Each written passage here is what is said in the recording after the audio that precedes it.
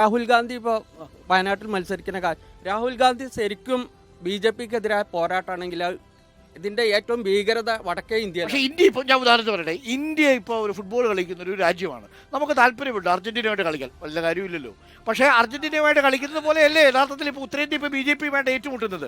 അപ്പോൾ നിലവിൽ ഇവിടെ നിന്ന് രാഹുൽ ഗാന്ധി വിജയിപ്പിച്ച പാർലമെന്റിൽ എത്തിക്കണ്ടേ? അത് തോറ്റ രാഷ്ട്രീയമാണ്.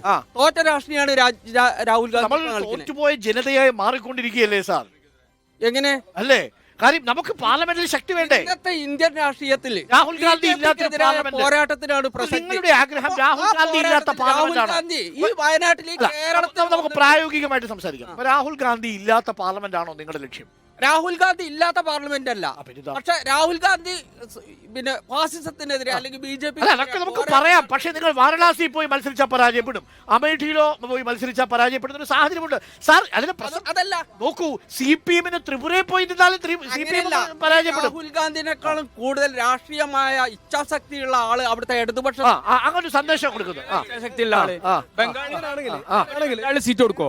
രാഹുൽ ഗാന്ധിക്കെതിരെ സ്ഥാനാർത്ഥി നിർത്താൻ ഇവർക്ക് സീറ്റ് കൊടുക്കാൻ ഇല്ല. അല്ല, രാഹുൽ ഗാന്ധിക്കെതിരെ സ്ഥാനാർത്ഥിനെ നിർത്താൻ പാടില്ല ഇടതുപക്ഷം. CA NRCയുമായി ബന്ധപ്പെട്ട് ഇവിടെ ഒരു പരാമർശം നടത്തി. അതിലൊന്നും പറയാണ്ട്. CA NRC വിഷയത്തിൽ മുസ്ലിം ലീഗിന്റെ MP മാർ സംസാരിച്ചതോളം ആരാണ് സംസാരിച്ചത്? മാത്രമല്ല ഇന്ത്യൻ പാർലമെന്റിൽ ഞങ്ങളാണ് ആദ്യം ചർച്ചയ്ക്ക് തുടക്കട്ടെ, ഞങ്ങളുടെ MP മാരാണ്. അതിന്റെ ശേഷം പാർലമെന്റിൽ അത് പരാജയപ്പെട്ടതിന് ശേഷം നേരം പുലരുന്നേരം സുപ്രീം കോടതിയിൽ അതിനുമായി പരാതിയുമായിട്ട് ഫയൽ ചെയ്ത് ലീഡ് ഹർജി മുസ്ലിം ലീഗിന്റെ ഹർജി ഇന്നും ലക്ഷങ്ങൾ ചെലവഴിച്ചുകൊണ്ട് ആ കേസ് നടത്തുന്നത്. കാര്യത്തിൽ അംശം. പിന്നെ എന്തിനാണ് ഇങ്ങനത്തെ സംസാരിച്ചുകൊണ്ടായല്ലോ കേസ് വരെ പോയത് മുസ്ലിം ലീഗ് അല്ലേ? മൊത്തത്തിലുള്ള സംശയം ഈ അബ്ദുൾ സമദാനി എന്ന സ്ഥാനാർത്ഥിക്കെതിരെ ഒരു വികാരം ഈ തെരഞ്ഞെടുപ്പ് എന്നുള്ളതാണ്. എങ്ങനെ അബ്ദുൾ സമദാനിക്ക് എന്നൊരു സ്ഥാനാർത്ഥി പൊന്നാനി മത്സരിക്കാൻ പോകുന്നതോടുകൂടി മലപ്പുറത്തെ ഒരു വികാരം വസീഫിന് അനുകൂലമാവും എന്നുള്ളതാണ് എന്റെ ചോദ്യം. ഒരിക്കലുമില്ല. CA NRC വിഷയത്തിൽ പിണറായി വിജയന്റെ നിലപാടെന്താ? എത്ര പേർക്കെതിരെയാണ് കേസ് എടുത്തത്? യൂത്ത് ലീഗ് മാത്രം 8 ലക്ഷത്തിന് മേലെ ഫൈൻ അടിച്ചു കഴിഞ്ഞു. എത്ര കേസ് ഇപ്പോൾ സുപ്രീം കോടതി? ശരി. അപ്പോൾ മൊത്തത്തിൽ രാഷ്ട്രീയ വിഷയങ്ങൾ മലപ്പുറം മണ്ഡലം ചർച്ച ചെയ്യും. മണ്ഡലത്തിലെ സിറ്റിംഗ് MP ആയിരുന്ന നമ്മളുടെ അബ്ദുൾ സമദാനിയുടെ പ്രവർത്തനങ്ങൾ വിലയിരുത്തും. വസീഫിന് അനുകൂലമായ ട്രെൻഡുണ്ടെന്ന് ഇടതുപക്ഷം പറയുന്നു. അതല്ല UDFന്റെ ഉറച്ച കോട്ടയാണ് UDF പറയുന്നു, അല്ലേ? സംശയം വേണ്ട. കഴിഞ്ഞ തവണത്തെ പോലെ വോട്ടും ആരും കിട്ടുന്നില്ല, വസീഫിന് കിട്ടൂല എന്നുള്ളതാണ്. അത് പത്രവും മീഡിയകളും ഒന്നും വായിക്കാത്ത പ്രശ്നമാണ്. അതെ, ഓക്കെ. അപ്പൊ നമുക്ക് യാത്ര അവസാനിപ്പിക്കേണ്ട സമയമായി. അതിനു മുമ്പ് ഞാൻ ഒരു കാര്യം ചോദിക്കട്ടെ, നമ്മുടെ ഈ മാത്രം കണ്ട കാണാം. ഓക്കെ, ഒറ്റ കാര്യം. ഇന്നലെ മുഖ്യമന്ത്രി തൃശ്ശൂര് പാർട്ടി ഓഫീസിൽ വന്നു. അത് ചാനലുകളെ കുറിച്ചാണ് ഞാൻ പറയുന്നത്.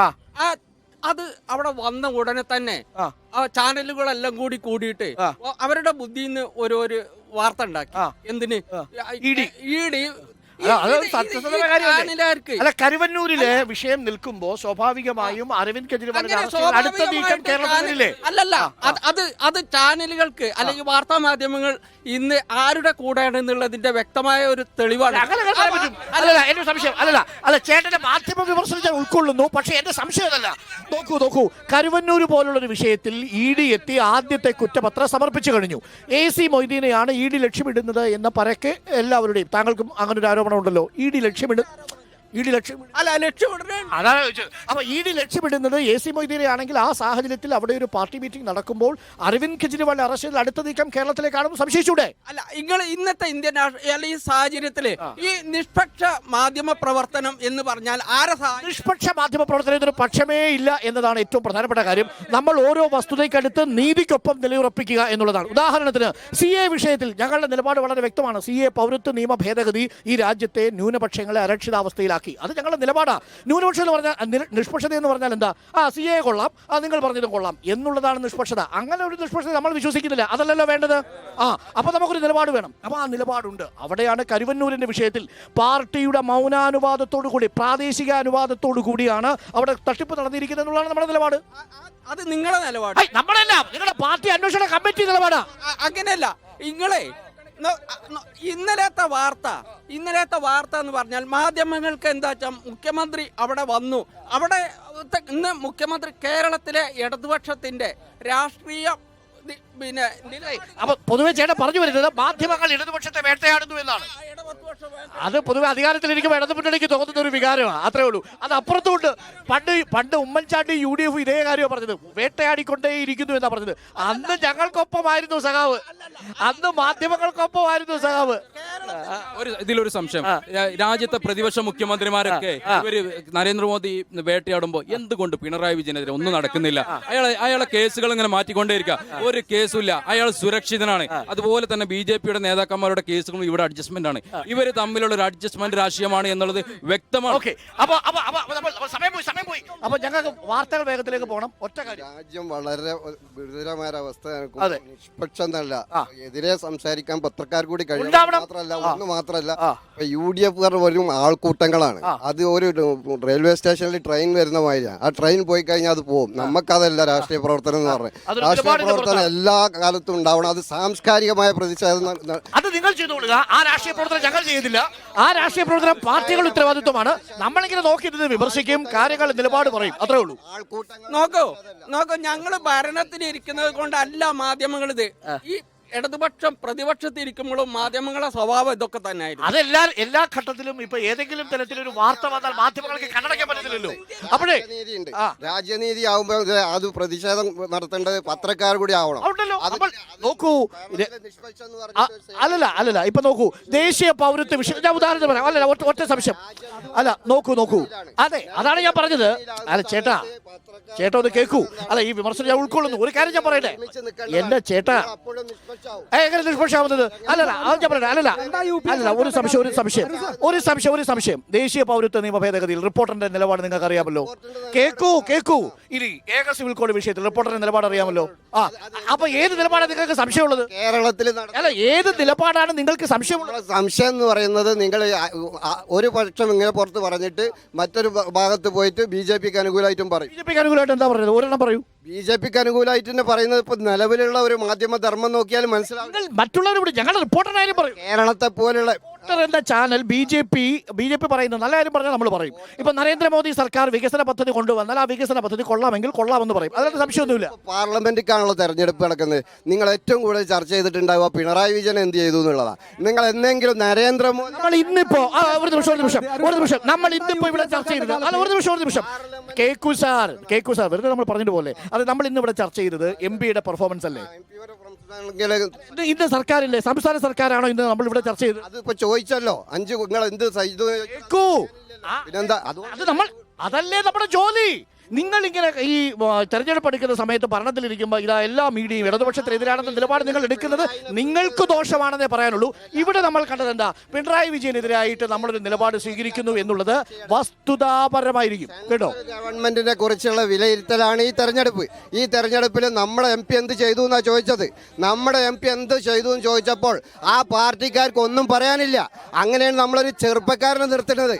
മലപ്പുറം മാറും എന്ന് തന്നെയാണ് ഞങ്ങൾക്ക് പറയാൻ. അത് നിങ്ങൾക്ക് പറയാം, പക്ഷെ എനിക്ക് പറയാൻ പറ്റൂല. പെട്ടെന്ന് പറഞ്ഞു നമുക്ക് വൈൻഡപ്പ് ചെയ്യണം.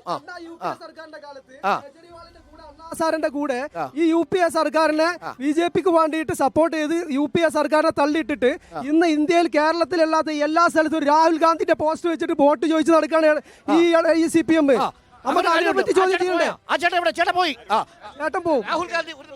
രാഹുൽ ഗാന്ധിയുടെ ഫോട്ടോ വെച്ച് CPM സ്ഥാനാർത്ഥികളെ നിർത്തുന്നു തമിഴ്നാട്ടിൽ. ഇന്ത്യ മുന്നണിയുടെ ഭാഗമാണ് രാഹുൽ ഗാന്ധിയും അതുപോലെ സീതാറാം യെച്ചൂരിയും. ഞങ്ങൾ പോരാടുന്നത് ദേശീയ തലത്തിൽ BJP ഉയർത്തുന്ന ന്യൂനപക്ഷ വിരുദ്ധ നിലപാടിനെതിരായിട്ടുള്ള സമീപനം. അത് ന്യായ യാത്ര കോൺഗ്രസ് സംഘടിപ്പിച്ചതാണ്.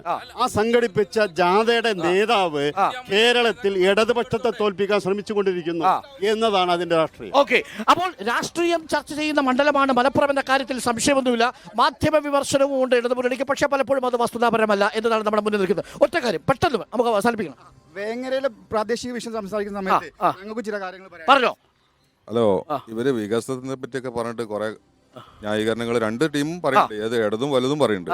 പക്ഷെ നമുക്ക് പറയാനുള്ളത് എന്താ വെച്ചാല്, ഒരു 1978 ഒരു പൊതുശ്മശാനത്തിന് കൊടുത്തിട്ട് ഇത്രയും കാലമായിട്ട് അത് നടത്താൻ പറ്റിയിട്ടില്ല. വേങ്ങര പഞ്ചായത്തും MP-മാര് ഇവിടെ വന്നുകൊണ്ട് പോണില്ലേ, ഇവിടെ ഒരു കാര്യമില്ലല്ലോ. അപ്പൊ കുഞ്ഞാലിക്കുട്ടി സാഹിബ്, പിന്നെ രമേശ് ചെന്നിത്തല, പിന്നെ അതുപോലെ ഒരുപാട് ആളുകൾ വന്ന ഇവർക്കൊക്കെ നിവേദന കാര്യങ്ങളൊക്കെ വന്ന് വാങ്ങിപ്പോയി. അത് വോട്ടിന്റെ വന്ന് വാങ്ങിപ്പോവും. നിങ്ങൾ ഈ പറഞ്ഞ സംഗതികൾ ഒന്നും ഇവിടെ നടന്നിട്ടില്ല. വേങ്ങര പഞ്ചായത്തിൽ അത് നിർബന്ധമാണോ അല്ലേ? അല്ലയോ? വളരെ പ്രധാനപ്പെട്ട ചോദ്യങ്ങളാണ്. അപ്പോൾ ഒട്ടേറെ കാര്യങ്ങൾ ഈ വേങ്ങരയിലും മലപ്പുറത്തെയും ചെയ്തു, പല വിഷയങ്ങളും. ആ ചേട്ടനെ പോയി നമ്മളോട് തർക്കം ചെയ്യട്ടെ. സൗഹാർദ്ദപരമായിട്ടാണ് പിരിയുന്നത്. ഈ ചർച്ചകളാണ് യഥാർത്ഥത്തിൽ നമ്മുടെ നാടിലെ സംവാദത്തിന് ആവശ്യം അല്ലേ? ഓക്കെ, നിങ്ങളെപ്പോലുള്ള അസ്തിത്വമുള്ള റിപ്പോർട്ടർമാർ കൂടെ ഉണ്ടായാൽ പക്ഷം കൂടാതെ പറയുകയാണെങ്കിൽ ഞങ്ങൾക്ക് ഉറപ്പായിട്ടും മലപ്പുറം മാറും എന്ന് മാത്രം തന്നെ തീർച്ചയായിട്ടും നമ്മളെല്ലാവരും കൂടെ ഉണ്ടാവും. എല്ലാവരുടെയും കൂടെ ജനാധിപത്യത്തിനൊപ്പമാണ് നമ്മുടെ സ്ഥാനം. ചന്ദ്രശേഖരന് കേസ് പിൻവലിച്ചു കൊടുത്തു. അത് എന്തിനു വേണ്ടിയായിരുന്നു? അത് തുടങ്ങി കഴിഞ്ഞാൽ വീട് നിൽക്കത്തില്ല. അവിടെ എനിക്ക് വാർത്തകളിലേക്കൊന്ന് പോകണം. ഇപ്പോ ഈ അരുൺജിനെ ഞാൻ പ്രത്യേകമായിട്ട് അഭിനന്ദിക്കുകയാണ്. കാരണം ഇപ്പൊ സത്യഭാമക്കുള്ള ഒരു മറുപടി ആയിട്ടാണ് ഞാൻ മീരനെ കൊണ്ട് നിങ്ങൾ പാടിച്ചത് മനസ്സിലാക്കുന്നത്. അതിന് പ്രത്യേക അഭിനന്ദനം. അത്തരം നിലപാടുകൾ നമ്മൾ എടുത്തില്ലെങ്കിലുണ്ടല്ലോ, കാലം എന്നുള്ളത് വളരെ വേഗം തിരിച്ചുവിടും. ഒറ്റ രാത്രി കൊണ്ട് വേണമെങ്കിൽ നമുക്ക് 18-ാം നൂറ്റാണ്ടിൽ പോയി നിൽക്കാം. അപ്പോൾ ചോദ്യം ഇത്രയേ ഉള്ളൂ, ഒറ്റ രാത്രി കൊണ്ട് നിങ്ങൾക്ക് 18-ാം നൂറ്റാണ്ടിൽ പോയി നിൽക്കണോ, ഈ സത്യഭാമയുടെ വഴിയിലൂടെ ഓടണോ, അതല്ല മീരയുടെ വഴിയിലൂടെ പാട്ടുകിട്ട് പോകണോ എന്നുള്ളത് ചോദ്യം. ഞങ്ങൾ തിരഞ്ഞെടുക്കുന്ന വഴി മീരയുടെ വഴിയാണ്. അത് RLV രാമകൃഷ്ണന്റെ വഴിയാണ്. അത് മുന്നോട്ടുള്ള വഴിയാണ് എന്ന കാര്യത്തിൽ യാതൊരു സംശയവും വേണ്ട.